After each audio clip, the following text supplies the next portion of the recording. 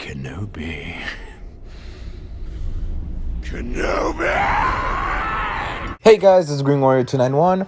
I'm here with Geek358_2, and we are here today to talk about Kenobi. Yes, Obi-Wan Kenobi, Ben Kenobi, same person, yada yada. We're talking about both episodes 1 and 2, or part 1 and 2. Geek will actually talk about episode 1. I shall discuss on the second episode, though I want to say the recap at the beginning of episode 1 was just perfect. Awesome way of just recapping all of the prequel stuff from the beginning to the very end.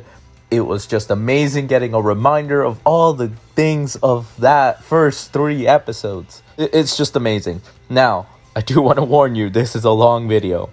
And yeah, it's going to be a pain in editing parts. But hey, I love Star Wars. I love this show already from the beginning. Though I will talk about other stuff. Let Geek358_2 talk about episode 1. Go ahead, Geek. Alright, let's take this introduction of this series with no other event than Order 66 having a master get killed in front of her Padawan students and they flee away, likely getting killed too. Anakin. Then we go 10 years later after that event on Tatooine to see a shuttle land and meet the Grand Inquisitor, 5th brother, and 3rd sister Reva. They go into a saloon to investigate the owner for hiding a Jedi in their establishment, and it was obvious, but Reva looked more interested in killing the Jedi on sight, but the Grand Inquisitor stopped her and he escaped out of their grasp. It seems like she really has something that makes her want to still find Obi-Wan, even if the other Inquisitors know it's in the past, but we don't know that reason yet, of course. Then we get to see our glorious surviving Jedi Obi-Wan on how he lives a life of being a butcher and coming into a hideaway to live in secrecy as a citizen, forgetting the Jedi ways. He gets a nightmare in the middle of the night and calls out to Qui-Gon, which is interesting to remember because he was supposed to get training from Yoda to reconnect with him, yet it doesn't seem to be that way though. Next day he makes his way to check on Luke from afar, of course. And from him seeing Luke play like he is pod racing is something that anyone can feel the emotion Obi-Wan felt that reminded him of Anakin when he was pod racing. As the night hits, he goes over to the house to drop a bag containing a toy shuttle and leaves to find the same Jedi survivor and meets Obi-Wan pleading him to help him. But Obi-Wan persists with him and tells him to live normally, stay hidden, and simply just let it go. Then we see ourselves on Alderaan to see what we thought to be Sister Leia getting ready with her mother to see that it was just another girl as a distraction for the real Leia to be out in the forest to examine the ships flying out in the sky. It's all a distraction until Mom finds her and takes her back home to properly get ready. We go back to Obi-Wan just doing his normal routine until the same bag of the toy shuttle gets thrown at him to see Owen Lars tells Obi-Wan to just leave him alone and let Luke live normally. Though Obi-Wan knows that he needs to be trained if something were to happen to him, and we go back into the same quote from Owen like he trained his father. It's still a hurtful moment for Obi-Wan to remember, and Owen leaves to find only the 5th and 3rd sister to come in the area and ask the citizens where the surviving Jedi is. Though one citizen decides to speak to leave Tatooine, but to only get her hand sliced off from Reva. I gotta ask, what is up with Star Wars just slicing off hands other than Anakin's legs getting sliced too? Anyways, Reva seems to get up into Owen's face if he knows anything, but he tells her that Jedi are just vermin, though she doesn't seem to believe it and almost kills him until the 5th brother stops her by taking out the bounty pug of the survivor Jedi and lets everyone know that they will be back. We go back to Alderaan as the Organa family makes their way to the senator meeting and cousin, of course, teases Leia for giving manners to the service droid and letting her know that she isn't an Organa. But for a child to stand up to their cousin and still being the same character we all know her as is what makes her so well written in this series, until Mom gets upset and says she has to apologize to him. Then we get into a moment of Bail and Leia talking with each other, and it's obvious that the father is the better parent for her, and when he says that the planet will look into her, we all know how that goes, sadly. Then she goes off into the forest again, but this time she finds someone at the tree and realizes he isn't alone and kidnaps her. Side note here, I'd like to put in, the chasing was both stupid and comedic. Like, I mean, it's not inherently wrong, because, you know, it's about chasing Leia, capturing her and all, but, I mean, come on, it was too silly and dumb. I mean, one of the people literally saw the branch and still took the hit. Someone, I mean, oh my gosh. It is kind of dumb, silly and dumb. I'm just putting that in there. Anyway, continue on, Geek. The parents make a hollow call to Obi-Wan, pleading him to help find her, but Obi-Wan doesn't want to leave his main objective in watching over Luke and tells him to look for someone else. As Obi-Wan does his normal routine, the body of the scrap Jedi is now dead and hanging in front for everyone to see this, and this puts Obi-Wan on edge. Then he goes back to his shelter to find Bell inside and see the persistence of his plea in rescuing his daughter. And knowing they've been old friends protecting the children, Obi-Wan agrees to help and goes out in the middle of the desert to find a box holding his lightsaber hilt, along with Anakin's hilt that he decides to take, and makes his way to the transport shuttle to wrap up Part 1. Obviously, this is a lot to take in, but everything that was put into this is absolutely perfect, to where I'm just speechless and give this episode a 9.5 out of 10. It does have some minor errors that can just be mentioned only once, but this is an outstanding episode as a start, and now I'll give the mic to Green Warrior for episode 2 here. Alright, for episode 2, a lot surely happened, so I'll try to sum it up as fast as I can, and make myself sound good. So, Kenobi makes his way to Daio, the place where Leia was located. This place makes me think of the undergrounds of Coruscant. During the search, a clone asks for credits, which I thought it was Cody at first, until I saw the colors. It is nice seeing Obi-Wan kind of just approach him, still having PTSD from all of Order 66 and stuff, yet he still gave him money, showing he's still kind-hearted despite all that happened.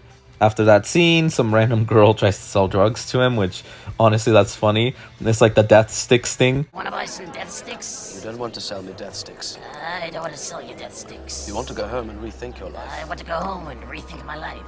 I was hoping he would do a mind trick on her, but he's not connected to the Force anymore. But anyway, after that whole scene, a boy approaches Kenobi, basically saying that a Jedi can help him, which catches us and Kenobi's attention. We see a scene of this quote-unquote Jedi helping a family, only for us and Kenobi to see that, yeah, this is obviously fake. And I love how Kenobi exposes him for being fake. Yet despite that, this Jedi called Haja, I forgot his first name actually, gives Kenobi some assistance on how to find Leia. This makes me think of Hondo, how despite he will help decide he was screwing with, depending on the situation. Anyway, Kenobi goes inside this place where they're basically working with chemicals and stuff. He manages to make a bottle explode so everyone can leave, giving him a chance to go look for Leia. He encounters two assholes and they begin a fist fight, which I find funny because there's a moment where he's in pain after punching one of them. And it reminds me when he kicks Grievous in episode 3 and how he was in pain in that. He kind of makes the same noise, which is funny.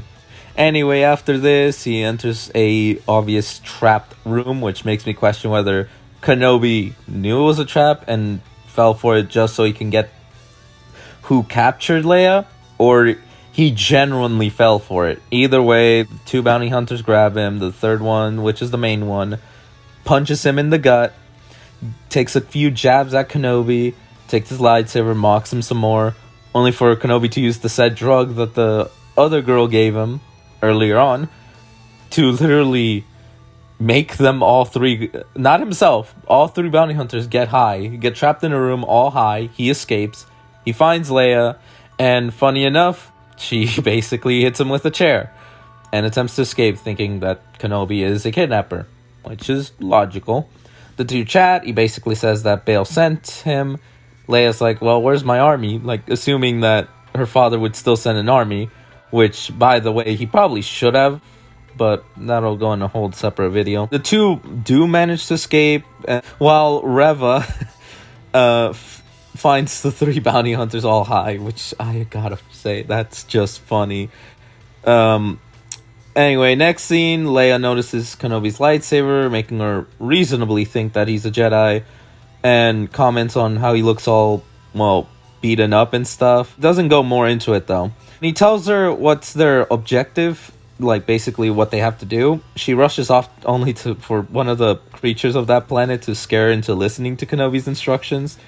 And during this time, Reva gets confronted by the 3 Inquisitors, Grand Inquisitor and the other 2.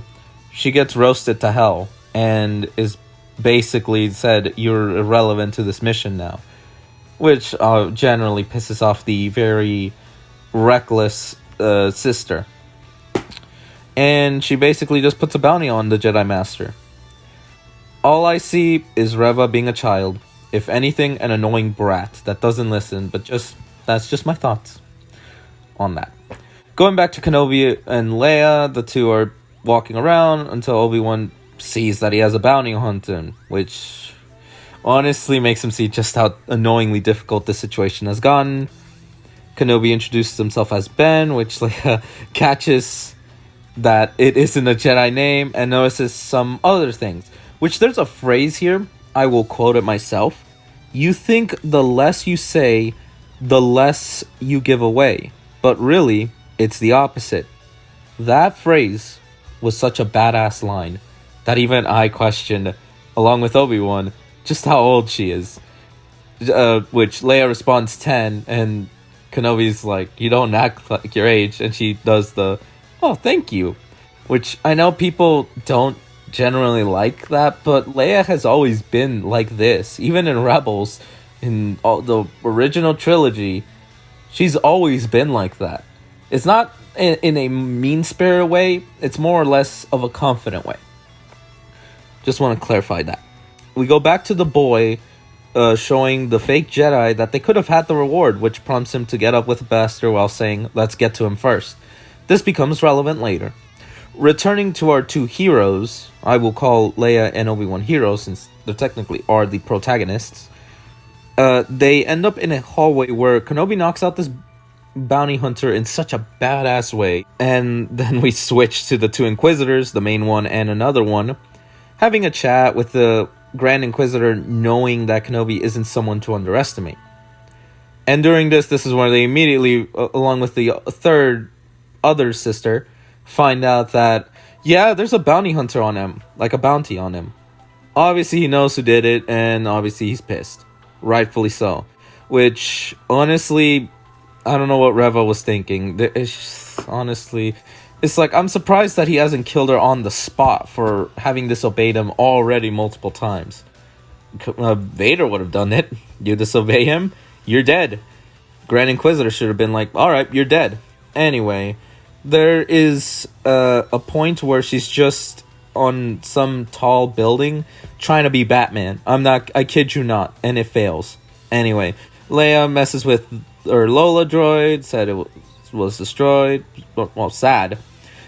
Obi-Wan was cold for a moment, kind of just not really wanting to talk about it, but then, he kind of has a nice chat with Leia. After this is where Leia finds out that Kenobi has a bounty on him, and as much as I hate that she kind of just distrusts him, it's justified. If a kid thinks that you're evil, they're gonna not trust you at all. Just all that trust gone. So basically it turns into a chase scene, with all the bounty hunters also mixed in the middle of this. When they reach the rooftop though, that's when Reva notices and immediately starts to go towards them. And also starts to do parkour for some godforsaken reason. Look, I'm just gonna say this, it is just unnecessary and ridiculous. If anything, she's trying to be Batman again, and it's funny then serious and pathetic. So anyway, this chase scene leads eventually to a rooftop that Leia can't jump because it's too far. Though she still does it, which makes me think she has that recklessness of Anakin and Padme, something they would do. Kenobi sees this and manages to save her by finally being able to tap into the Force. He gets her to the ground, she gains trust again in Kenobi. They are almost close to the place where they have to go to get off-world, and it's shut down. Because yeah, everyone's looking for Kenobi. And a droid finds the 2, a bounty hunter droid, only to be killed by the fake Jedi.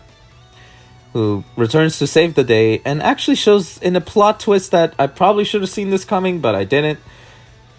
He basically saves him and is like, I'll help you, in a similar way Hondo would. Makes me think of Hondo again. Now you might be asking, why would Haja help Kenobi? Well, he does show that he wants to help people, although he does have a greedy side wanting credits. He still does seem like a person who still wants to help people. Moving on from that, the Grand Inquisitor kills the asshole who basically punched Kenobi. Reva does some more unnecessary parkour, until she basically encounters Haja as her distraction, which honestly this was his mistake because she basically now knows where to go through mind reading. Anyway, we have a nice scene of Kenobi and Leia talking about, like, they're talking for a bit with Obi-Wan basically mentioning that Leia reminds him of someone. I had 3 people in mind: Ahsoka, Obi-Wan, and Padme. I mean, not Obi-Wan. Anakin. I meant Anakin. Anakin and Padme. Some people would also add into team. Like, there's 4 people. When obviously he said it's a non-Jedi person, then yeah, it's more obvious that it was Padme. And it makes sense. She does have the mannerisms of Padme. Then this moment was ruined by Reva herself. She forces the two to hide. She comes in hot in search of Kenobi, calling him Obi-Wan in a very weak, not weak, but whore-like manner, but just comes off very weak. Obi-Wan basically tells Leia to go on ahead, he'll catch up, and he continues to stay there. She senses him in a more similar way how Darth Vader sensed the fear in Luke Skywalker in Return of the Jedi. She makes a mention that she's not there to kill him, but more to deliver him to her master, name-dropping Vader, Lord Vader. The moment she mentions the name of Vader, Obi-Wan had a moment where he froze up, sort of processing what was said. She also takes a pause, sensing that either confusion or surprise or both from Obi-Wan by the mention of Vader, prompting her to basically tell Obi-Wan that yeah, Darth Vader, aka Anakin, is alive. She says Anakin is alive, which, let's exclude the fact that she knows this Anakin is Vader, which shouldn't be possible. The acting of Ewan McGregor is so perfect, just conveying no words needed, just the facial expression of shock, relief, pain, guilt, like of just hearing that his apprentice and the one he called brother, that he is thought to be dead for 10 long years, is actually alive and hunting him down. It is so perfect. I just cannot, for the life of me, explain just how perfect it is, because it is just that. It is perfect. Anyway, just before Reva was about to find him, Grand Inquisitor interrupts her and basically says that Reva is incompetent and that she will lose Kenobi, which, spoiler alert, she does. And just as he's about to show her how to properly capture a Jedi Master, the biggest fucking shock happens. Plot armor is actually thrown out the damn window, with the Grand Inquisitor getting stabbed and showing that he died, quote unquote. Now, before you say that maybe this is a different Grand Inquisitor, this is the same one from Rebels, since there's only been one. So yeah, for once, plot armor doesn't save a character. Do I think he's dead? No. Could be, but no. If he is perma-dead, then continuity is a bit fucked. But for now, we will just have to wait and see. Anyway, Obi-Wan manages to escape with Leia on the ship Haja pointed them to, with Reva shouting nonsense, basically pulling a Darth Maul. Kenobi. Kenobi! But for the last scene of that episode, I will allow Geek358_2 to explain this part, since she loves it. Go ahead, Geek. This moment may be small, but the impact in seeing this scene is just so much for me to handle. As the shuttle takes off, Leia is trying to snap out of Obi-Wan from his trance, because hearing from Reva that Anakin Skywalker is still alive is unbelievable to know based from his expression. And then we move into a moment my mouth literally dropped and felt tears in my eyes to see Vader's eyes as he is in the back of the tank.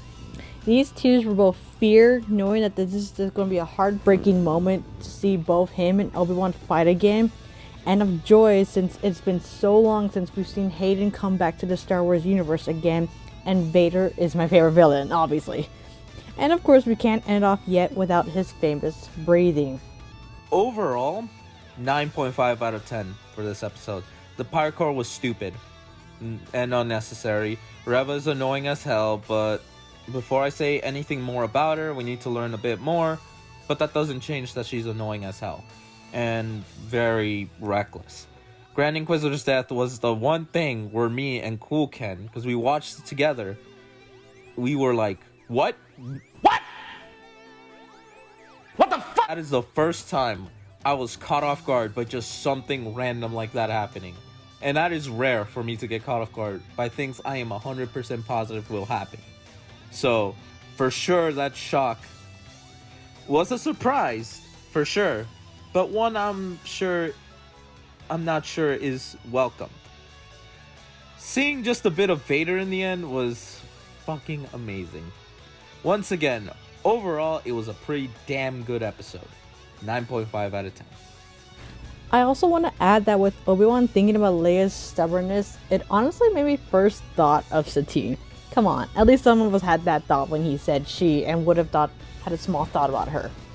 And look, at this point, it is everywhere on how bad Reva is being pointed out as a terrible character. Sure, this is a sister that seems to be making reckless decisions, but we cannot assume of that of her already just because this is only just the start of this character, and all we know about her is that she was found quote-unquote in the gutters. We have not known a single information about her, and yet she's already been given hated on, and it needs to stop already and just give more episodes to see who she truly is. But other than the unnecessary parkour and her stabbing on the Grand Inquisitor, I also follow on both episodes being 9.5 out of 10. I really hope this series to be a wonderful experience to watch, and we'll both be definitely enjoying to do this review. And we'll see you in the next video for the third episode. So this is Green Warrior 291 and Geek358_2 signing off. Peace!